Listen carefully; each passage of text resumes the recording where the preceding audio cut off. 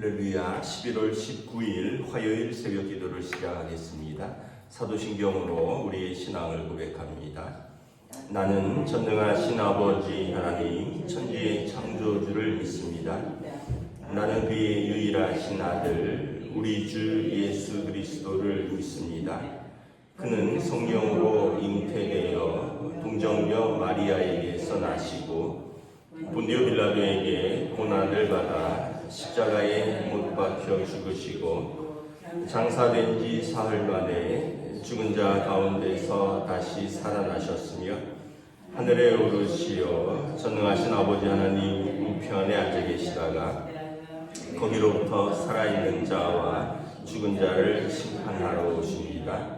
나는 성령을 믿으며 거룩한 공교회와 성도의 교제와 죄를 용서받는 것과 몸의 부활과 영생을 믿습니다. 아멘. 찬송가 27장 찬양하시겠습니다. 찬송가 27장입니다.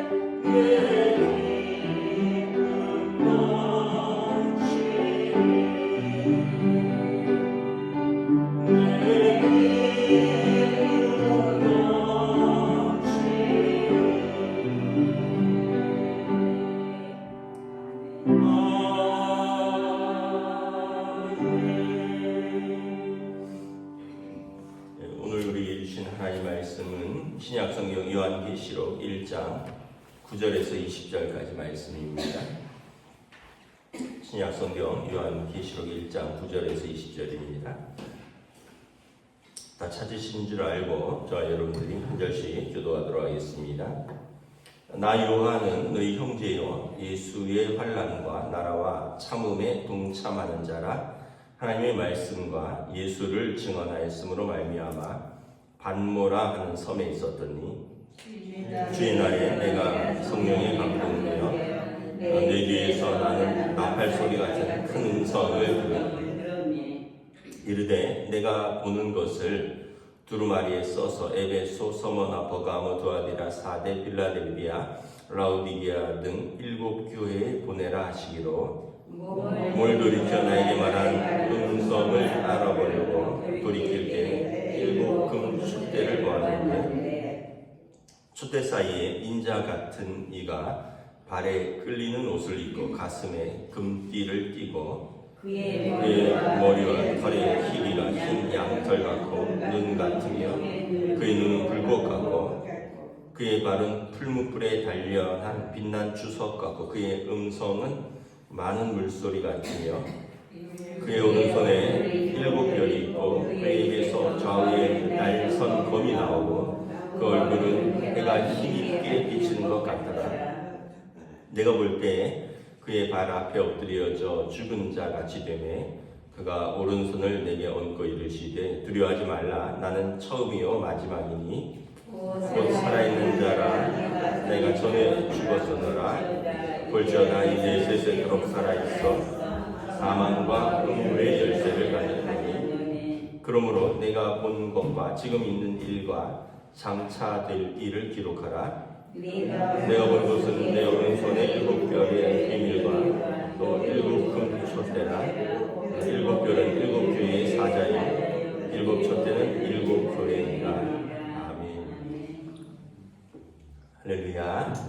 예, 오늘도 또 새날을 주셨습니다. 하나님께서 은혜와 평강으로 함께해 주시길 축복합니다. 요한계시록을 요한이 본 계시다라는 거죠. 오늘 9절의 말씀을 하고 있습니다. 이 요한계시록을 쓴 사람이 누구냐? 나 요한이라는 거죠.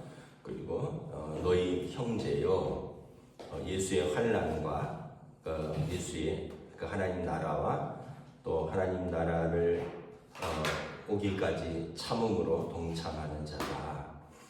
그래서 하나님의 말씀과 예수를 증언하였으므로 말미암아 반모라 하는 섬에 있었다. 이 반모 섬에 있었던 것은 이제 유배된 것을 말합니다. 그러면 참 우리가 보면 사도들과 또 초기 그리스도인들은 예수님을 믿는다는 것이 어떤 것이었는가?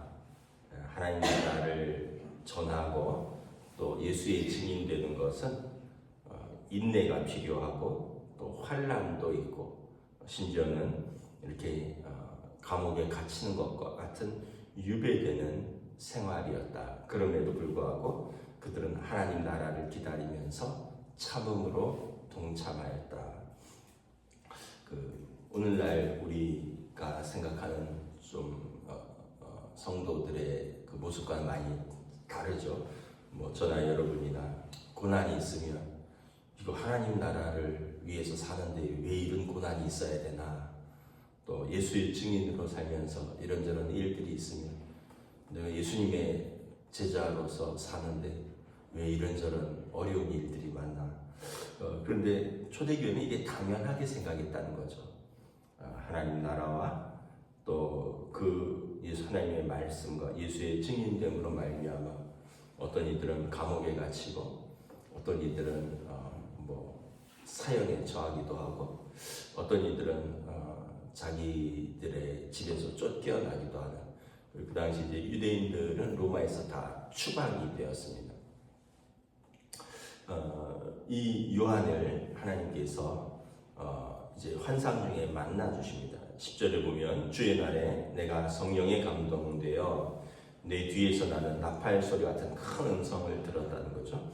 그러니까 이제 이것은 그가 본 환상이고 또 하나님이 보여주셨다는 거예요. 11절에 이르되 내가 보는 것을 두루마리에 써서 에베소, 서머나, 버가모, 두아디라, 사데, 빌라델비아, 라오디게아 7교회에 보내라.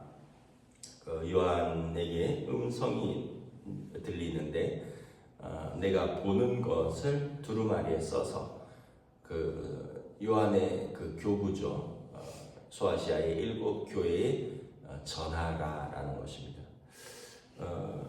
이유는 두 가지입니다. 하나는 성도들이 환난과 핍박 가운데 있는데 하나님의 살아 계심을 믿고 인내하라, 믿음을 끝까지 포기하지 말고 인내하라라는 것이고, 두 번째는 우리 주님이 영광 가운데 오실 날이 있다라는 것입니다. 그 주의 날을 바라보며 승리하라라는 것입니다. 그래서 10절에 그가 들은 하나님의 음성, 11절에 그가 본 환상을 요한이 기록했다라는 것입니다. 그래서 12절에 몸을 돌이켜 나에게 말한 음성을 보려고 돌아보았는데, 먼저 7 금촛대가 이렇게 있고요. 촛대 사이로 인자 같은 이가 발에 끌리는 옷을 입고 가슴에 금띠를 띠고 있는 것을 봤다는 거죠. 이 7 금촛대가 있는데 이 7 금촛대는 두 가지 의미가 있습니다. 촛대는 교회를 상징을 합니다. 성소에 보면 성전에 성소와 지성소로 나뉘잖아요. 성소에 촛대가 있어서 그 불이 꺼지지 않도록. 그래서 이것은 성령의 불인데 이 에베소 이 7교회를 말하는 거죠.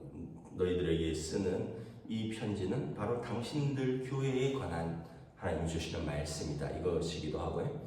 또 7이라는 숫자가 완전수입니다. 유대인들은 숫자에 의미가 있는데 7은 완전수입니다. 그래서 666 이런 표현도 나오는데 완전하지 못하다라는 뜻이에요. 그래서 그냥 상징입니다. 완전한 교회, 완전하지 못한 세상 이런 건데, 우리가 또 이걸 깊이 오해해서 666은 절대 받으면 안 된다. 그럼 여러분 빠친코 가서 777 나오면 좋은 거고 그렇게 생각하면 좀 굉장히 단편적으로 받아들입니다. 이걸 환원주의라 그러는데, 어떤 거에 그냥 깊이 함몰돼서 그거 하나로 끝나는 거예요. 그게 아니라, 그럼 여러분 자동차 번호판에 6색이 들어가면 난리 나고, 전화번호에 6색이 들어가면 난리 납니까?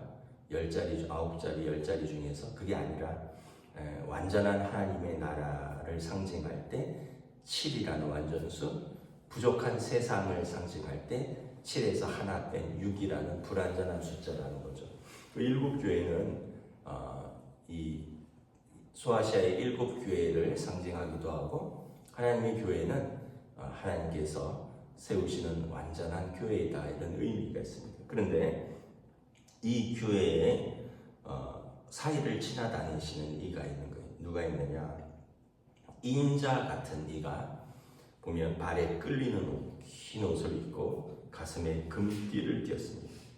머리털은 희귀가 양털 같고, 눈은 불꽃 같고, 발은 빛나는 주석 같고, 음성은 폭포수와 같은 많은 물소리 같고, 오른손에 7 별이 있고, 입에서 좌우에 날선 검이 나오고, 얼굴은 해가 힘있게 비치는 것 같더라. 사람이 아니죠.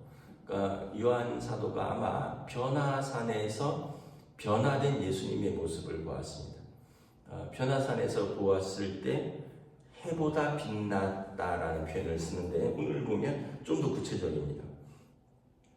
여기 보면 16절에 얼굴은 해가 힘있게 비추는 것 같고요, 입에서 좌우에 날선 검이 나오고, 히브리서에 보면 하나님의 말씀은 좌우에 날선 검과 같아서, 그러니까 그분의 입에서 나오는 말씀은 하나님의 말씀이라는 거죠. 옷을 입고 가슴에 금띠를 띄었는데, 긴 옷을, 이것은 왕의 옷이죠. 또 제사장의 옷이기도 하고, 그리고 희고 불꽃 같은 눈, 감찰하시는, 세상을 감찰하시는 불꽃 같은 눈, 그리고 이 많은 손과 발에 또 빛나는 주석 같은 많은 물소리와 같은 음성, 압도되는 그의 모습, 그리고 무엇보다 13절에 인자 같은 이라. 인자는 그분의 아들이다 이런 뜻입니다. 다니엘서 7장에 보면 인자 노인 같으신 분이 앉아 계시고, 그리고 이제 그분의 아들 같은 인자 같은 이가, 그러니까 옛적부터 계신 이가 보좌에 좌정하고 있는데, 인자 그분의 아들 같은 이가 하늘로서부터 구름을 타고 와서 옛적부터 계신 이에게 나라와 권세와 영광을 위임받고 이 세상을 심판하십니다. 그래서 이 하나님과 또 그의 아들이신 성자이신 예수 그리스도를 지금 상징하는 것입니다. 그의 오른손에 7 별을 붙들었다. 7 별은 7 교회를 지키고 7 교회를 이제 하나님께서 붙들고 계시는 그 7 교회를 붙들고 계시는 사자를 상징하는 겁니다. 그럼 우리가 여기에서 2가지를 알 수 있죠. 하나는 하나님께서 하나님의 교회에 계시다라는 거예요. 그 당시 7 교회는 여러분 우리가 생각하는 지금 우리 교회보다도 훨씬 못한 겁니다. 어제 우리가 좀 보일러가 좀 작동이 안 돼서 살짝 이제 추웠다 이제 오늘은 정상 작동이 됐는데, 그때는 여러분 덥고 춥고가 문제가 아니에요. 예배드리는데 더웠습니다, 추웠습니다, 의자가 불편했습니다, 예배가 길었습니다, 이런 문제가 아니에요. 그때는 사느냐 죽느냐의 문제였어요. 예수를 믿는 것은 체제에 저항하는 것입니다. 로마 황제 숭배를 거부하는 것입니다. 도미시안 황제, 네로 황제 때 예수를 믿는 것은 생명을 걸고 믿는 거였어요. 그 핍박과 환난 속에서 생명을 걸고 예수를 믿는 자들에게 누가 계시다고요? 하나님께서 그들 사이에 계신다라는 걸 보여줍니다. 얼마나 위로가 되겠습니까? 그 7 교회가 우리 교회들 사이로, 그 촛대 7 촛대는 교회를 상징한다죠. 우리 교회에 하나님이 계신다. 하나님이 좌정하고 계신다. 그 하나님께서 우리 교회와 함께 하신다. 이 영광을 보여주는 거예요. 그러니까 여러분들 환난 가운데 있지만, 고난 가운데 있지만 살아계신 하나님께서 여러분 가운데 계십니다. 영광스러운 그 만왕의 왕이 여러분 가운데 계십니다. 여러분과 함께 계십니다. 그의 오른손에 7 별을 붙들고 7 교회를 이게 전하는 천사들의 메시지인데, 하나님께서 당신들의 교회를 붙들고 계십니다. 하나님께서 당신들의 교회를 운행하십니다. 이런 거죠. 그러면 우리가 어떻게 될 수 있을까요? 첫째는 너무 감사하고요, 너무 영광스럽고, 그리고 2번째는 우리는 겸손하고 인내할 수 있는 거죠. 여러분, 왕이 우리 편이신데, 만왕의 왕이 우리 편이신데, 하나님께서 이 누추하고 보잘것없고 생명을 위협당하는 이곳에 우리와 함께 계시는데 무엇이 두렵겠습니까? 그래서 격려하고 위로하고 또 그들의 믿음을 세우는 것이 요한계시록의 목적이다라는 것입니다. 17절에 보면 요한이 그냥 땅에 엎드려서 죽은 자 같이 되었습니다. 하나님의 영광에 압도되었습니다. 이걸 누미노제 체험이라 그러는데, 이제 종교학에서 그 어떤 하나님의 영광에 인간이 압도되어서 땅에 엎드러지는, 두려움에 떠는 그런 현상입니다. 하나님의 경외를 목도하고 두려움에 엎드려지는 겁니다. 출애굽기 19장에 보면 하나님께서 시내산에서 모세와 백성들을 만나주는데 빽빽한 구름이 산에 가득 차고, 그리고 땅이 요동하며 지진 같은 게 나면서 하늘에서 천둥과 번개와 같은 소리가 들리고 번쩍이는 우레가 치니까 이스라엘 장로들이 올라가다가 우리는 못 올라가겠다, 죽겠다, 모세 당신만 올라가시고 우리는 여기에 남겠다. 그리고 올라가서 하나님께서 무슨 말씀을 하는지 듣고 전해달라. 그러니까 여러분, 우리가 늘 그런 표현들 자주 쓰잖아요. 하나님 보고 싶습니다. 한 번만 보여주십시오. 보면 죽는다는 거예요. 압도된다는 거예요. 그래서 모세도 하나님의 등만 보았다라고 성경은 기록하고 있습니다. 근데 이제 요한이 환상 가운데 주님을 본 거죠. 자, 이분이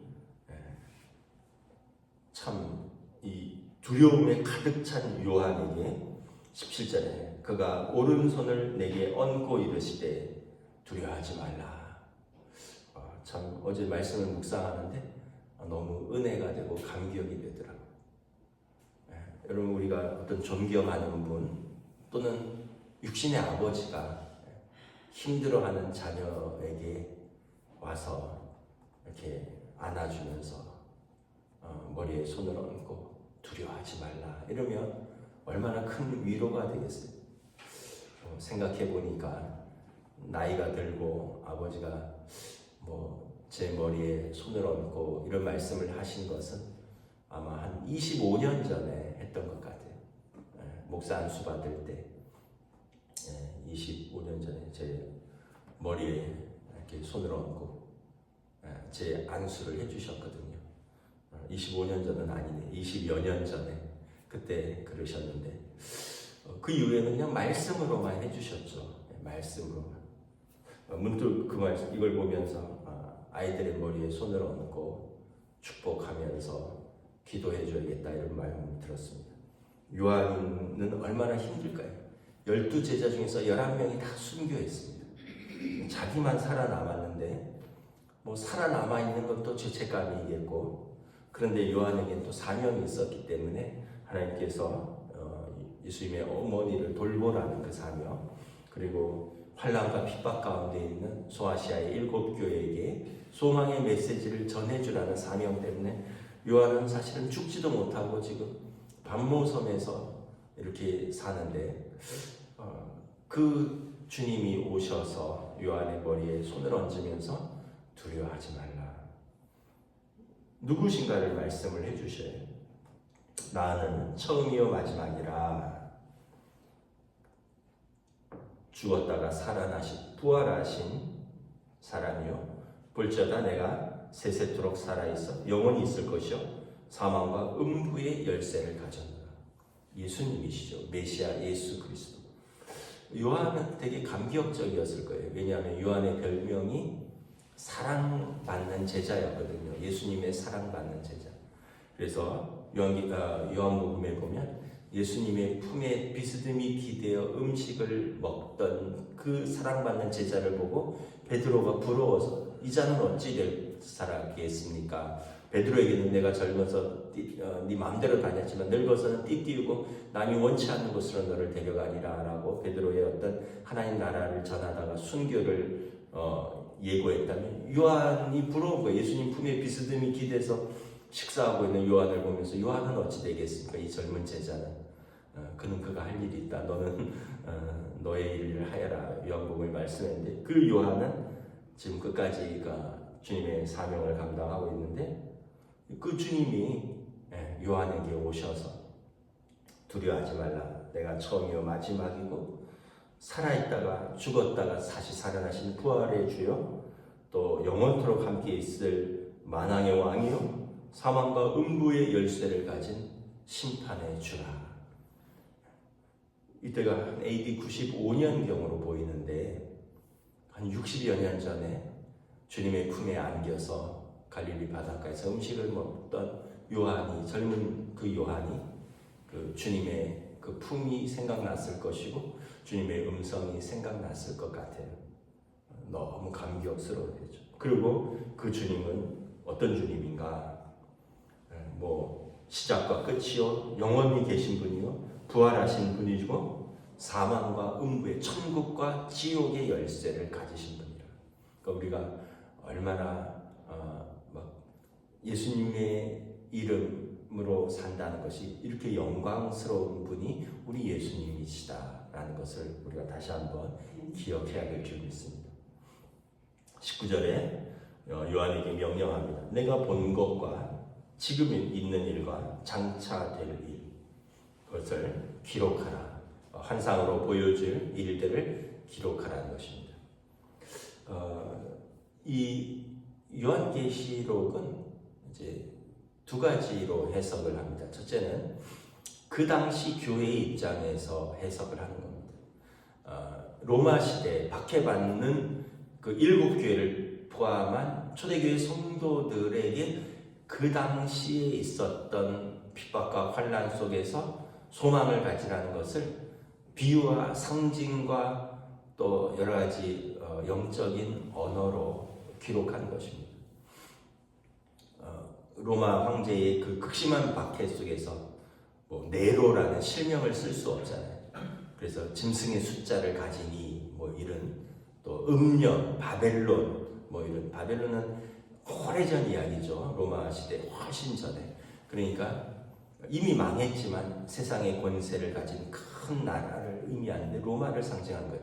로마, 네로 이런 용어는 쓸 수가 없기 때문에 그럼 이 성도들이 다 핍박 가운데 죽으니까 이렇게 큰 음녀 또 바벨론 짐승의 숫자를 가지니 하나님께서 멸망 완전히 무적행에 갇힐 자 이런 표현들을 쓰는 거예요. 그리고 교회는 이제 그로부터 보호하시고 지키시고 하나님께서 인도하시는 그 초대교회를 격려하고 위로하는 메시지고요. 또 하나는 이제 장차 있을 일, 이제 앞으로 초대교회 이후로 일어나는 수많은 교회들, 지금 우리의 교회와 또 우리 이후에 일어날 주님 오시는 그날까지 일어나는 많은 교회들과 성도들이 그 나름대로 받는 박해들이 있잖아요. 사실 우리는 박해가 없어요. 지금 우리가 주일날 마음껏 예배 드릴 수 있고 우리가 심지어 길거리에서 예수 믿으세요 한다고 누가 잡아가나요? 근데 여러분 지금도 북한이나 이슬람권 같은 공산권이나 이슬람권 같은 나라 그리고 한 30년, 40년 전 이때만 해도 동유럽은 다 공산권의 그 기독교는 말살 정책을 썼었습니다. 루마니아, 폴란드, 체코슬라바키아 이런 나라들은 그 당시는 교회들이 극심한 박해 가운데 있었습니다. 그때 이제 동유럽의 프라하의 봄, 우리 80년대 서울의 봄처럼 먼저 그쪽에서 프라하의 봄, 그런 민주화 항쟁과 그러면서 이제 그 동유럽의 공산 정권이 무너지면서 지금 다시 교회가 세워진 것이지 그때 극심한 박해 가운데 있었고요. 비밀 경찰들에 의해서 주교들과 성도들이 잡혀가서 우리처럼 안기부 지하에서 고문받고 예배들이 성당이 문을 닫고 교회가 문을 닫고 이게 불과 몇십 년 전입니다. 동유럽도. 그래서 그런 나라들 그런 성도들이 아직도 있다. 그러나 그들에게 이 요한계시록은 큰 위로와 격려가 되는 거죠. 7 금초대를에서 운행하시는 그 하나님 전에도 계시고 지금도 계시고 부활하신 하나님 사망 그 천국과 음부의 열쇠를 가지신 그 하나님이 우리 하나님입니다. 그분이 예수 그리스도께서 다시 오실 것이다. 마라나타. 그래서 20절에 내가 본 것은 내 오른손에 7별의 비밀과 7 금촛대라. 7 교회, 7별은 7교회의 사자요, 7 촛대는 7교회라. 그 당시 사도 요한의 그 교구였던 소아시아 7교회이기도 하고요. 또 완전한 숫자라 그랬잖아요. 앞으로 일어나는 모든 교회들이고 7별은 7교회의 사자가 성령께서 각 교회들의 임재에 계시다. 그리고 모든 교회에는 하나님의 영 성령께서 하나님의 사자가 함께 계신다. 그러면 우리가 얼마나 힘이 되고 위로가 되고 또 고난 속에서도 또 인내할 수 있는 힘이 되고요. 또 우리가 겸손하게 하나님 앞에 무릎 꿇을 수 있는 거죠. 요한계시록은 굉장히 승리의 서신입니다. 그리고 큰 위로의 서신인 거죠. 저와 여러분들이 요한계시록을 이렇게 읽어 나가면서 또 하나님께서 교회들에게 주시는 은혜의 메시지, 각 성도들에게 주시는 위로와 격려의 말씀을 붙들 수 있는 저와 여러분 되시기를 주님의 이름으로 축복합니다. 기도하겠습니다. 하나님의 은혜를 감사합니다. 오늘 주신 말씀을 통하여 참으로 요한 사도께서 당신은 반모섬에서 고난 중에 있고 또 소아시아의 7교회들은 또 사도 요한도 격리되어 있는 가운데 그들이 믿음을 지키기 위해서 그 당시 로마의 핍박과 환란 속에서 성전에서 돼지를 도살하고 그 돼지 피를 부정한 돼지 피를 성전에 뿌리면서 네로와 도미시안 황제가 그리스도인들을 그 이름 때문에 죽이고 세례받았다는 이름으로 무참히 또 살육하고 그 로마에서 그들의 거주지에서 쫓겨나는 그러한 극심한 박해와 혼란 속에서 하나님께서 교회에 운행하고 계시고 또 각 교회를 붙들고 계시고 그리고 그 교회의 불꽃 같은 눈으로 감찰하고 계시며 천국과 지옥의 열쇠를 가지신 이가 하나님의 교회에 계시다. 이것을 요한 사도를 통하여 계시를 통하여 보여줌으로 그 7교회들에게 위로하고 격려하고 환난 가운데 승리를 바라보며 믿음으로 소망을 가지라라고 말씀합니다.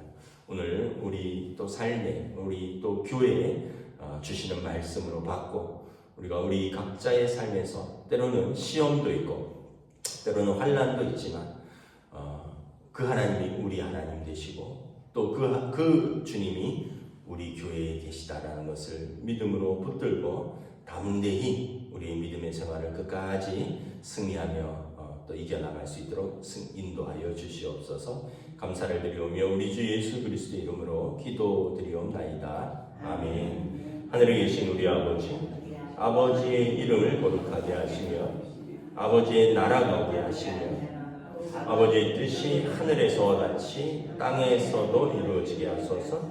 오늘 우리에게 일용할 양식을 주시고 우리가 우리에게 잘못한 사람을 용서하여 준 것 같이 우리 죄를 용서하여 주시고 우리를 시험에 빠지지 않게 하시고 악에서 구하소서. 나라와 권능과 영광이 영원히 아버지의 것입니다. 아멘.